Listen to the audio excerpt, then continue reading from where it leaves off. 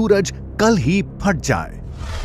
हमारे solar system के centre में मौजूद स्टार प्लाज्मा की वो बेहद गर्म बॉल जो हमें गर्मी, एनर्जी और खूबसूरत रंगत देती है, वो एक चलते हुए टाइम बॉम्ब की तरह है। सूरज 4.5 अरब साल पुराना है, लेकिन इसके सिर्फ 5 अरब और सालों तक ही बने रहने की उम्मीद है। इसके बाद सूरज का फैलाव होगा, जिससे ये एक रेड जायंट बन जाएगा। फिर ये सिकुड़कर एक व्हाइट ड्वार्फ बन जाएगा, यानी एक मरता हुआ स्टार जो अगले कुछ अरब साल तक ही चलने वाला है। जाहिर है ऐसा कुछ भी होने के बहुत पहले ही हम जा चुके होंगे, पर फिर भी क्या आप सोच सकते हैं कि सूरज को अपनी आंखों के सामने फटते देखना कैसा होगा?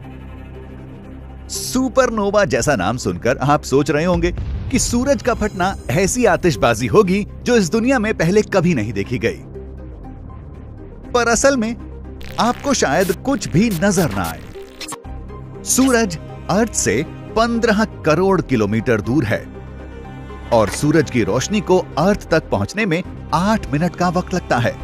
और हालांकि ये सुनने में बहुत दूर लगता है, पर सुपरनोवा की बात करें तो हमारे बचने का कोई चांस नहीं है। अगर अर्थ को एक सुपरनोवा से पूरी तरह से सुरक्षित रहना है तो हमें कम से कम 50 से 100 लाइट ईयर्स दूर रहना होगा। लेकिन अच्छी बात यह है कि अगर सूरज कल ही फटने वाला है तो इससे निकलने वाली शॉकवेव इतनी ताकतवर नहीं होंगी कि पूरी अर्थ को खत्म कर दे। सिर्फ सूरज के सामने वाली साइड तुरंत उबलकर बर्बाद हो जाएगी। बचे हुए खुशकिस्मत हिस्से के लोगों को सूरज की मौजूदा सरफेस के तापमान से भी 15 गुना ज्यादा गर्म तापमान महसूस होगा और हमेशा के लिए अंधेरा छा जाएगा। और क्योंकि सूरज का मास हमें ऑर्बिट में नहीं रख रहा होगा, हो सकता है कि अर्थ स्पेस में तैरने लग जाए और इस पर रहने वाले बचे हुए लोग जिंदा रहने के लिए स्ट्रगल कर रहे हों।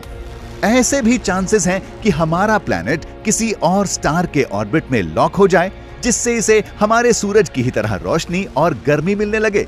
लेकिन जब ऐसा होगा, हम सब उससे बहुत पहले ही मर चुके होंगे। अगर हमें पहले से ही पता होता है कि सूरज फटने वाला है, तो हम खुद के लिए 1000 सालों तक का वक्त जुटा सकते हैं, बशर्ते हमारे पास तब तक खुद को बचाए रखने के साधन हों। और हम बस उस जमीन से कुछ मीटर नीचे जा सकते हैं जिस पर आप चलते हैं। वहां अर्थ ने लगभग 17 डिग्री सेल्सियस का तापमान मेंटेन किया हुआ है।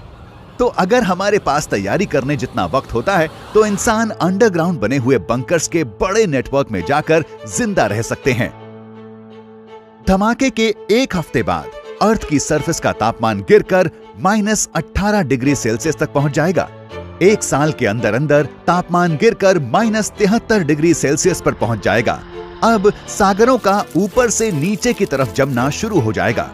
1000 साल के अंदर अर्थ का एटमॉस्फेयर जम जाएगा और खत्म हो जाएगा, जिससे सतह पर मौजूद हर चीज कॉस्मिक रेडिएशन और मीटियोर के कहर के सामने आ जाएगी।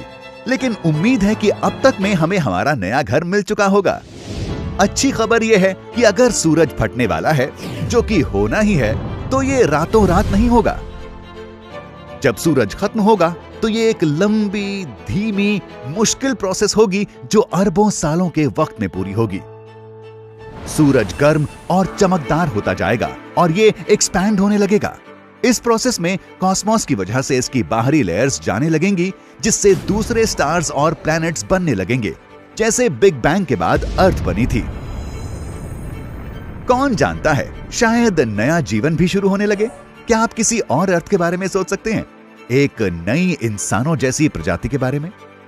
यह कह पाना मुश्किल है कि आज से अरबों साल बाद हमारी गैलेक्सी कैसी दिखेगी, और खास तौर से यह सोच पाना मुश्किल है कि हमारा सोलर सिस्टम इस बड़ी सुनहरी चीज के बिना कैसा होगा, जिसकी वजह से हम सब अपनी जगह पर बने हुए हैं। लेकिन एक दिन आज से बहुत बहुत बहुत वक्त बाद हमारा सूरज एक्सपैंड होगा और फिर यह सिकुड़ने लगेगा, जिससे शायद एक नए स्टार के लिए जगह बन जाए। और अगर किसी चमत्कार की वजह से इंसान तब भी जिंदा रहते हैं, तो हम कहां रह रहे होंगे? क्या आप सोच सकते हैं आपकी आने वाली पीढ़ी एक स्पेस स्टेशन में पैदा हो सकती है? जानने के लिए देखते रहें व्हाट इफ हिंदी।